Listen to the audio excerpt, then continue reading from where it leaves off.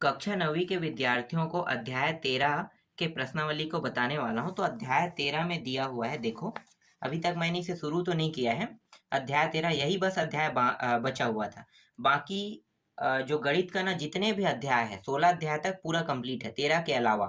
ठीक है, 13 मैंने नहीं बताया था। 13 इसलिए मैंने नहीं बताया था क्योंकि ये जो 13 अध्याय है ये रचना करने वाला है, और रचना करने वाला टॉपिक सबसे सरल मैं मानता हूँ। इससे सरल ना कोई भी अध्याय नहीं हो सकता। मैं अभी आपको सिखाऊंगा कि कैसे रचना किया जाता है। ठीक है, जिन लोगों को ये कठिन लगता है ना, उन लोगों को भी अब सरल लगने लगेगा। कैसे? देखो यहाँ पे पहले प्रश्न देख लेते हैं। कितने प्रश्न हैं? 3 प्रश्न, 1 2 3। इसमें इस वाले त्रिभुज का निर्माण करना है, दूसरे में ये वाला और तीसरे में ये वाला त्रिभुज, और इन सभी का मान दिया हुआ है इस तरह से। इसके थ्रू मुझे इस त्रिभुजों को बनाना है। ये जो त्रिभुज दिखाई दे रहा है ना, त्रिभुज DEF, त्रिभुज PQR, त्रिभुज ABC, ये त्रिभुज मुझे बनाना है। तो चलो पहले को हल करते हैं। त्रिभुज DEF का निर्माण करेंगे तो पहले हम सभी मानों को लिख लेंगे। तो यहाँ पे लिख लेते हैं, दिया है त्रिभुज DEF, इस तरह से लिख लेंगे। ठीक है, इसके बाद DE का मान दिया हुआ है। DE का मान दिया हुआ है 4.5 सेंटीमीटर दिया हुआ है। इसके अलावा EF का भी मान दिया है। EF का मान है 5.5 सेंटीमीटर, और एक और मान दिया है जिसे हम कहते हैं DF कहते हैं। DF का मान दिया हुआ है 4 सेंटीमीटर। ठीक है, अब हमें तैयार क्या करना है? तैयार करना है इस त्रिभुज को, तैयार करना है और रचना भी करना है इसमें ना। तो सबसे पहले मैं यहाँ पे क्या लिखूंगा? रचना लिखूंगा। रचना, ठीक है, रचना करना है। ठीक, रचना करना है। और रचना किसकी करना है? त्रिभुज DEF की। तो ये त्रिभुज DEF इस तरह से आपको लिखना है। त्रिभुज DEF की रचना करना है। अब मैं आपको साइड में बताता हूँ। देखो, सबसे पहले जब भी हम घर बनवाते हैं, तो घर बनवाते हैं और 3 मंजिलों का मान लो घर बनाएंगे, तो क्या डायरेक्ट दूसरा मंजिल उठा सकते हैं? क्या तीसरा मंजिल उठा सकते हैं? क्या चौथा, मतलब 3 ही मंजिल है तो दूसरा तीसरा मंजिल उठा सकते हैं? नहीं ना, पहले आधार रखना पड़ेगा। सपोज पहले आधार रखोगे, आधार के बाद पहला जो 0 माला है वो बनाओगे, उसके बाद उसके ऊपर में पहला माला बनाओगे, फिर दूसरा माला, फिर तीसरा माला, क्रम से होगा। हवा में आप दूसरा और तीसरा को टिका नहीं सकते, आपको पता है ना। तो इसीलिए हम क्या करेंगे? सबसे पहले आधार बिंदु मानेंगे। तो मैं क्या कर रहा हूँ? इसे आधार बिंदु मान रहा हूँ। देखो, इन तीनों में से किसी को भी आधार मान सकते हो। हमारे पास जो त्रिभुज होगा वो DEF ही होगा। ठीक है, तो आधार बिंदु मैंने इसे माना। तो आधार का मतलब होता है ये एक सबसे पहले रेखा खींचना। ठीक है, ये आधार है हमारा। क्या है? जमीनी स्तर है, जमीन में ये है। ठीक है, बिल्डिंग बनाने से पहले जमीन में ईंटा रखा जाता है। ठीक है, तभी तो पहले फ्लोर तब बनेगा जब आपका बेस तैयार होगा। तो ये मान लो बेस है, और इस बेस की लंबाई कितनी है? 4.5 सेंटीमीटर है। ठीक है, ये हो रख दिए। तो ये पहला पॉइंट बनेगा। पहला पॉइंट, रचना का पहला पॉइंट क्या रहेगा? कि इसे हम कहते हैं रेखाखंड कहते हैं, रेखाखंड। और इस रेखाखंड का नाम क्या है? DE। तो नाम भी दे देते हैं, इस बिंदु को D देते हैं, इस बिंदु को E नाम दे देते हैं। ठीक है, तो DE, तो दोनों मिला के DE बन गया। DE का मान कितना रहेगा? 4.5 सेंटीमीटर। ठीक है, क्या खींचा? रेखा खींचा, रेखाखंड खींचा। ठीक, इस तरह से एक पॉइंट बन गया। ठीक है, दूसरा क्या करने वाले हैं? दूसरा, ये जो D बिंदु है, ठीक है, इस D बिंदु से 4 सेंटीमीटर का चाप काटेंगे। ठीक है, देखो यहाँ पे क्या है? D है, और यहाँ पे क्या है? EF है। ठीक है, तो दो ही तो है ना, आगे में क्या है? E है यहाँ पे, और इसके आगे में क्या है? D है। तो D से मैं चाप काटूंगा तो कितने का चाप काट सकता हूँ? 4 सेंटीमीटर का। अगर E से मैं चाप काटूंगा, कितने काटूंगा? 5 का। तो मैं पहले D से काटता हूँ, तो यहाँ पे मैं एक चाप काट लेता हूँ इस तरह से।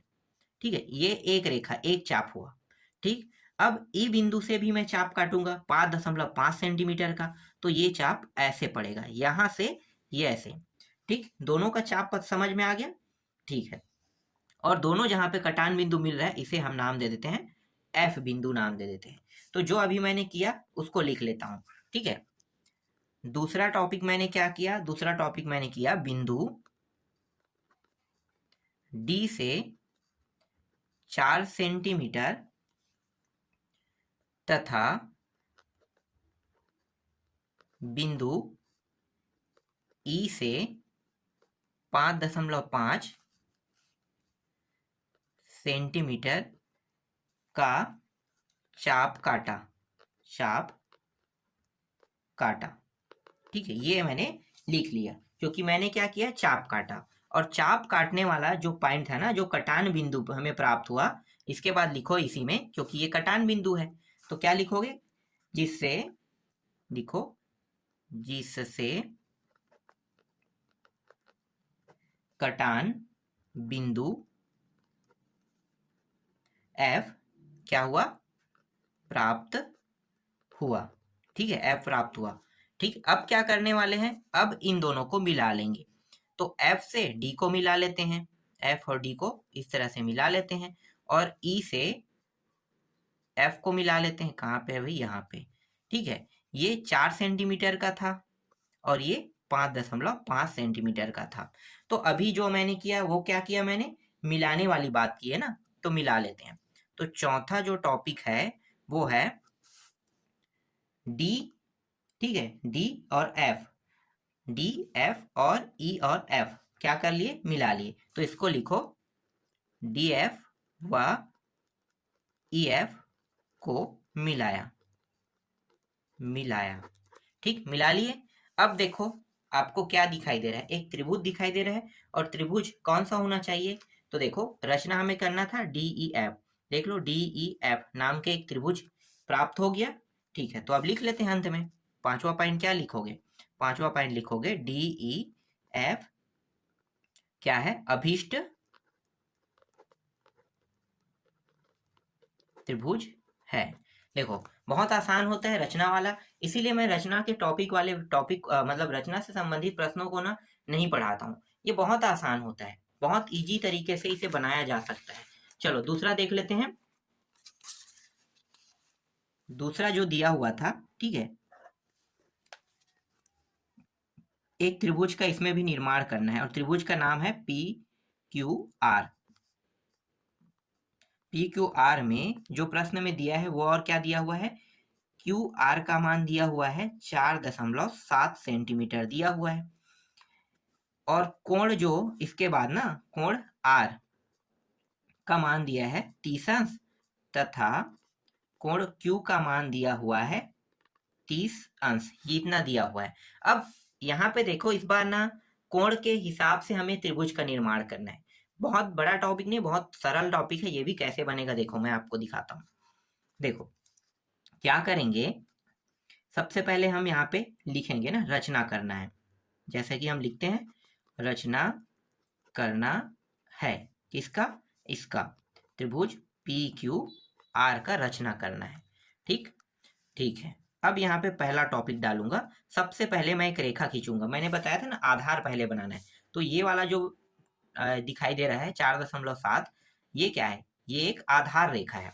तो मैं यहाँ पे एक आधार रेखा खींच लेता हूं, यहाँ पे इस तरह से आधार रेखा, और इस रेखा का एक बिंदु पॉइंट है, यहाँ के बिंदु पॉइंट को Q और यहाँ के बिंदु पॉइंट को R नाम देंगे, और ये रेखा कितना है, 4.7 सेंटीमीटर का, ठीक है। मतलब इसे हम क्या कहते हैं, रेखा खंड कहते हैं, ठीक है। तो मैंने क्या किया, एक रेखा खंड खींचा, QR नाम का एक रेखाखंड जिसकी लंबाई कितनी है, 4.7 सेंटीमीटर है। तो लिखो इसे, तो कैसे लिखोगे, यहाँ पे लिखोगे रेखा खंड QR बराबर 4.7 सेंटीमीटर खींचा, सबसे पहला यही रहेगा। दूसरा क्या करेंगे, दूसरा, अब दूसरा पॉइंट ये रहेगा कि यहाँ से ये बिंदु पॉइंट, ठीक है, ये जो Q बिंदु पॉइंट है और R बिंदु पॉइंट है, तो पहले मैं Q बिंदु पॉइंट से, ठीक है, इसकी सहायता से मैं चाप काट सकता हूँ।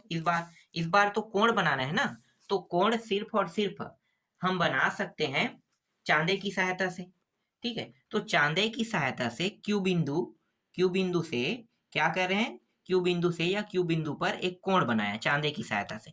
तो जैसे ही मैं यहाँ पे चांदा रखूंगा तो कोण कुछ इस दिशा में जाएगा ऐसा, ठीक है। तो मैं यहाँ पे एक बिंदु दे देता हूँ यहाँ पे, इस बिंदु का नाम मैं क्या दे देता हूँ, एक्स दे देता हूँ, ठीक है। एक्स बिंदु यहाँ पे 30 अंश का यहाँ पे कोण बन गया मान लो।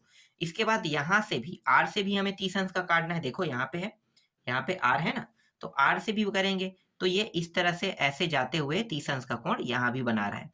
तो यहाँ पे एक बिंदु दे देता हूँ, इसको मैं वाई नाम दे देता हूँ, 30 अंश का यहाँ भी कोण बना, ठीक है। दोनों जगह क्या बन गया, कोण बन गया। तो इसको अब लिख लेते हैं, लिखो यहाँ पे। तो कैसे लिखोगे, यहाँ पे इसे लिखोगे क्यू, बिंदु क्यू लिखो, बिंदु क्यू पर 30 अंश का कोण बनाया, ठीक है, 30 अंश का कोण बनाया, जिसे क्यू एक्स, ठीक है, क्यू एक्स तक बढ़ाया, इस तरह से। देख लो, एक सेकंड, कहाँ पे, यहाँ से क्यू एक्स तक, ये रहा बिंदु को क्या कर रहे हैं, बढ़ा रहे हैं। फिर क्या करेंगे, तीसरा, सेम आर से यही वाला है तो सेम टू सेम लिखो, बिंदु आर पर 30 अंश का कोण बनाया, जिसे आर वाई तक क्या कर रहे हैं, बढ़ा रहे हैं। तो लिखो बढ़ाया, इस तरह से, ठीक है। दोनों का हो गया। अब क्या करने वाले हैं, अब दोनों को मिला लेते हैं। तो मिला लो, तो इसको ऐसे मिलाएंगे, ठीक है, ये मिल गया, और ये वाला ऐसे मिल गया, ठीक है, दोनों मिल गया। तो यहाँ पे लिखो चौथा पॉइंट में, क्यू एक्स तथा आर वाई को मिलाया, तब क्या प्राप्त हो रहा है, देखो यहाँ पे मैं लिख रहा हूं, तब लिख रहा हूं ना, तब यहाँ पे एक और बिंदु पॉइंट प्राप्त हो रहा है, इसको मैं नाम दे देता हूं, पी दे देता हूं। तब मुझे क्या प्राप्त हुआ, तब मुझे एक कटान बिंदु प्राप्त हुआ, तब मुझे एक कटान बिंदु क्या प्राप्त हो, मैंने नाम दे दिया पी, तो पी प्राप्त हुआ, ठीक है, पी प्राप्त हुआ। और इस प्रश्न में त्रिभुज का निर्माण करने के लिए कहा था, तो देखते हैं जो त्रिभुज निर्माण करने वाले थे वो बना कि नहीं, ठीक है। तो ये भी 30 अंश का है और यहाँ भी कोण जो है वो 30 अंश का था। पी क्यू आर नाम का त्रिभुज बनाना है क्या, देखो मुझे एक त्रिभुज प्राप्त हुआ पी क्यू आर, हो गया। आगे अब और हल नहीं करेंगे, तो अंत में अब यहाँ पे 5वां टॉपिक में क्या लिख लोगे, अतः त्रिभुज पी क्यू आर क्या है, अभीष्ट त्रिभुज है। इस तरह से बस लिख देना है अंतिम में, ठीक है। ये भी क्या है, ये इसका आंसर है। समझ में आया, देखो जैसा करने के लिए कहा है वैसा बस करना है हमें, और कुछ खास इसमें नहीं करना है। इसके बाद एक त्रिभुज अपने आप इस तरह से आपको प्राप्त हो जाएगा, ठीक है। आगे देखते हैं, इसके बाद तीसरा प्रश्न देखते हैं। तीसरा में इसी में क्या है, तीसरा जो प्रश्न है दिया है, तो इसमें इस बार त्रिभुज बनाना है, ए बी सी नाम का त्रिभुज बनाना है, ठीक है, ए बी सी। और बी सी का मान इस बार दिया है 5 सेंटीमीटर दिया हुआ है।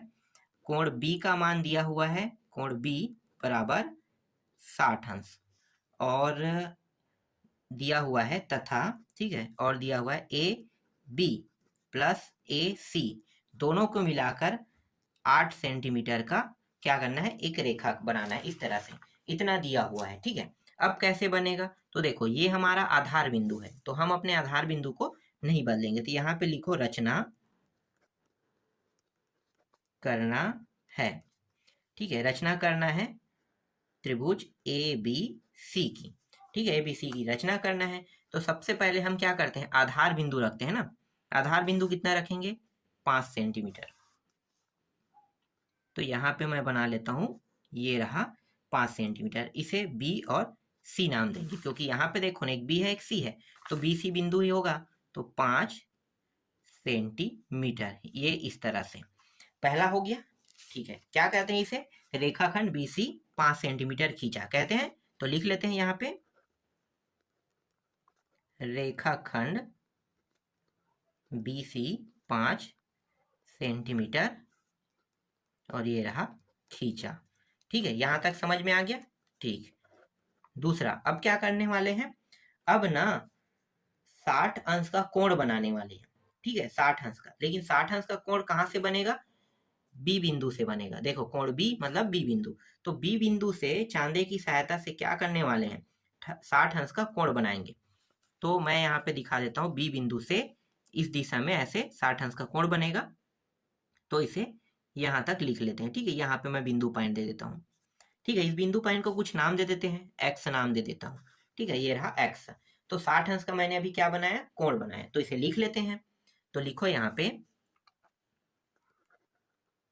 बिंदु बी से बी एक्स। ठीक है, बिंदु बी से बी एक्स, या फिर ऐसे लिखो बिंदु बी से बिंदु बी पर लिखो, बी पर चांदे, क्योंकि चांदा से ही बन पाएगा, चांदे की सहायता से 60 अंश का कोण बनाया, जिसे BX तक बढ़ाया। ठीक है, इस तरह से BX तक बढ़ाया कह के लिखना है। ठीक है, तीसरा, ठीक, दूसरा समझ में आ गया। तीसरा क्या करेंगे? तीसरा बिंदु B से BX पर, ठीक है, ये जो 20 है ना, इसे मिला भी लेते हैं, ज्यादा अच्छा रहेगा। ठीक है, यहाँ पे मैं मिलाया कह के नहीं लिखा हूं, आप लोग लिख लेना। चलो इसको मिला देते हैं, तो क्या हो जाएगा? आसान हो जाएगा। इस तरह से इसे मिला लिया। ठीक है, BX को मिलाया। चलो तो यहीं पे लिख लेते हैं, BX को मिलाया। एक दो पॉइंट बढ़ जाएगा तो कोई दिक्कत नहीं, हमें तो रचना करना है, हम जैसे जैसा करेंगे सिर्फ वैसा ही लिखेंगे। ठीक है, BX को मिलाया। चौथा पॉइंट क्या करेंगे? ये जो बिंदु B है ना, बिंदु B से X रेखा की ओर, मतलब BX रेखा की ओर 8 सेंटीमीटर का चाप काटेंगे। तो 8 सेंटीमीटर का मैं चाप काट रहा हूं, तो यहाँ पे लगभग चाप कटेगा। ठीक है, तो यहाँ पे मैं लिख देता हूं, बिंदु B से BX रेखा पर 8 सेंटीमीटर का चाप काटा। ठीक है, इस तरह से आपको लिखना है, 8 सेंटीमीटर का चाप काटा। ठीक है, और उस जो चाप काट रहे हैं उस बिंदु का नाम क्या करेंगे? डी नाम देंगे। तो उसे हम लिखेंगे जिससे जिससे बिंदु डी प्राप्त हुआ। ठीक है, जिससे डी बिंदु प्राप्त हुआ, तो इस बिंदु का नाम मैंने दे दिया, डी दे दिया। ठीक, यहां तक हो गया। चलो और आगे बढ़े, जितना बढ़ेगा उतना बढ़ाएंगे, बढ़ेगा तो बढ़ाते रहेंगे ना, नहीं बढ़ेगा तो छोड़ देंगे। ठीक है, इस तरह से। ठीक, अब क्या करेंगे? अब ना जो बिंदु डी है, ठीक है, बिंदु डी है, तो बिंदु डी से सी को मिला लेंगे। तो यहाँ पे देखो, जो बिंदु डी है इससे सी को क्या करने वाले हैं? मिलाने वाले हैं। तो इन दोनों को इस तरह से मिला लेते हैं। ठीक है, तो लिखो यहाँ पे बिंदु डी से बिंदु सी को मिलाया कहना है। ठीक है, इन दोनों को मिला लिया। मिलाने के बाद क्या करेंगे? ये जो सी डी है, ठीक है, सी डी, यहाँ पे आप देख सकते हो सी और ये डी, सी डी को दो भागों में अब बांटेंगे, समद्विभाजित करेंगे। मतलब दो भागों में बांटेंगे, तो जितनी दूरी इसकी है ना, उसको दो भागों में बांटने के लिए यहाँ पे एक और रेखा इस तरह से खींचेंगे। ठीक है, तो ये आगे वाले को हम ए नाम दे देंगे। समद्विभाजित करना, दो भागों में बांटना, तो लंब खींचना कहते हैं इसे। ठीक है, लंब खींचना। चलो तो यहाँ पे इसे कैसे लिखोगे? इसे लिखोगे, छठवां जो पॉइंट है इसको, सी डी का लंब सम द्विभाजक खींचा, जिसे जिसे मिलाने पर BD रेखा को A बिंदु पर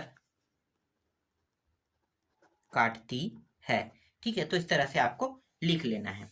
ठीक है, और अंत में क्या किया, इसको रेखा मिलाने के बाद AC को मिला लिया। ठीक है, तो 7वां पॉइंट में लिखो AC को मिलाया। इस तरह से आपको बताना है। और 8वां पॉइंट में क्या प्राप्त हो जाएगा, ABC त्रिभुज की रचना करना था, तो अंत में त्रिभुज ABC क्या है, अभीष्ट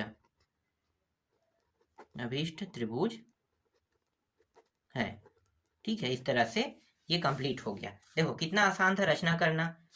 रचना करने वाला टॉपिक इसीलिए मैं आप लोगों को ना पढ़ाता नहीं हूँ कि रचना जो है ना जैसे जैसे हम करते हैं उन्हीं को हमें लिखना होता है, इसी को हम कहते हैं रचना। तो रचना अब आपको समझ में आ गया। ठीक है, मैं आपको पूरा बताऊंगा जितने भी प्रश्न इसमें दिए हैं उन सभी को। ठीक है,